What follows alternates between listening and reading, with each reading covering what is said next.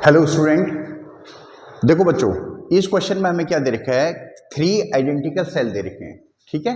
और वो series combination में है और उस सीरीज कॉम्बिनेशन का हमें वोल्टेज वर्सेस करंट दे रखा है, ठीक है। तो देखो हमें क्या फाइंड आउट करना है, हमें एक तो बताना है कि जो सेल हैं उनके ईएमएफ क्या है और उनका इंटरनल रेजिस्टेंस क्या है। तो बच्चों देखो, पहले हम क्या एज्यूम कर रहे हैं, पहले सबसे इंपॉर्टेंट क्या है, हम एज्यूम क्या कर रहे हैं, देखो 3 सेल हमने लिए, देखो क्वेश्चन को आराम से समझना। 3 सेल, ये उनके इंटरनल रेजिस्टेंस, ठीक है, और ये हमने कनेक्ट कर दिए। देखो सर्किट डायग्राम आना चाहिए आपको, ये हमने कनेक्ट कर दिए हैं, ठीक है, और ये इसी तरह से कनेक्ट है। सर्किट में कोई और एलिमेंट नहीं है, यानी कोई रेजिस्टेंस या फिर कोई और बैटरी नहीं है, केवल यही है, इस तरह का सर्किट है। और हमने इस सेल्स को इस तरह से कनेक्ट माना है, यानी सेम पोलरिटी के साथ वो कनेक्ट हो रखे हैं, ठीक है। अब अगर हमारा सर्किट डायग्राम ऐसा है, ठीक है, और इस सर्किट डायग्राम का ये टर्मिनल पोटेंशियल वर्सेस करंट का ग्राफ ऐसा है, ठीक है, तो अब हमें इसे सॉल्व करना है बच्चों। अब देखो किरचॉफ लॉ आप लगा दो इस पे। ये 3 आपके पास सेल हैं, 1, 2 और 3, ठीक है, और तीनों सीरीज में है, ठीक है। तो ये तीनों सेल एक बड़े सेल की तरह बिहेव करेंगे, और ये मान लीजिए इसका ईएमएफ ई है, तो इसका भी ई है, इसका भी ई है, तो बड़ा सेल का ईएमएफ कितना हो जाएगा, 3E हो जाएगा, ठीक है।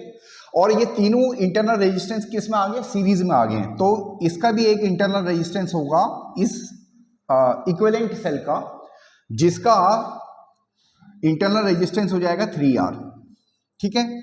तो अब हमने जो ये सर्किट है, ये वाला सर्किट है, इसका एक दूसरा डायग्राम ऐसे ड्रॉ किया है, ठीक है। आपको समझ में आना चाहिए हम कर क्या रहे हैं, तभी आप इसको सॉल्व करोगे। खाली सॉल्यूशन देखने से नहीं होता है, आपकी थ्योरी भी बहुत क्लियर होनी चाहिए, ठीक है।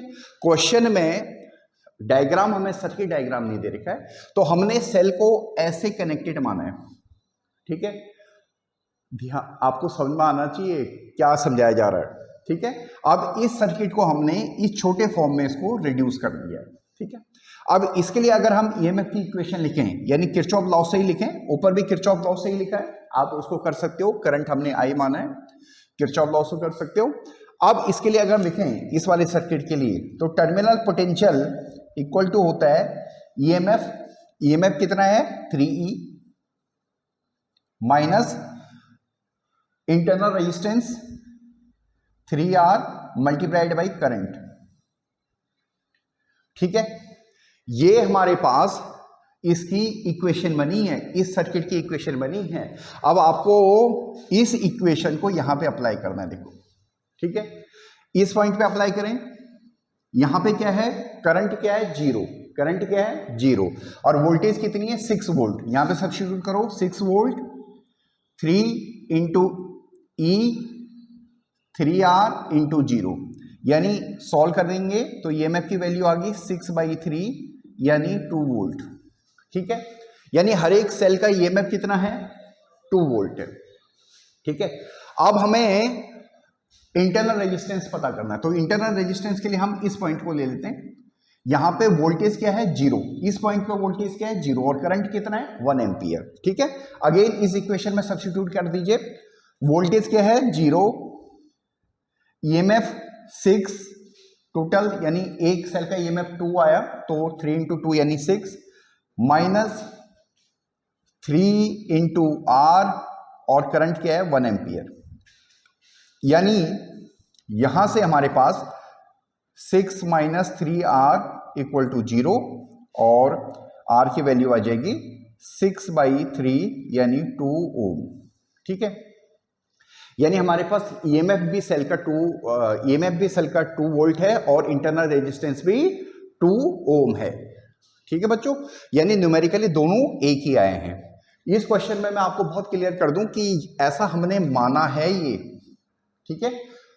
अगर हम इसको अपोजिट मानते तो फिर उसमें कुछ और कैलकुलेशन आ जाती, तो इसलिए हमने इसको बाय डिफॉल्ट माना है। देखो अगर किसी भी क्वेश्चन में कुछ नहीं दिया हुआ होता है तो हम उसको बाय डिफॉल्ट मानते हैं।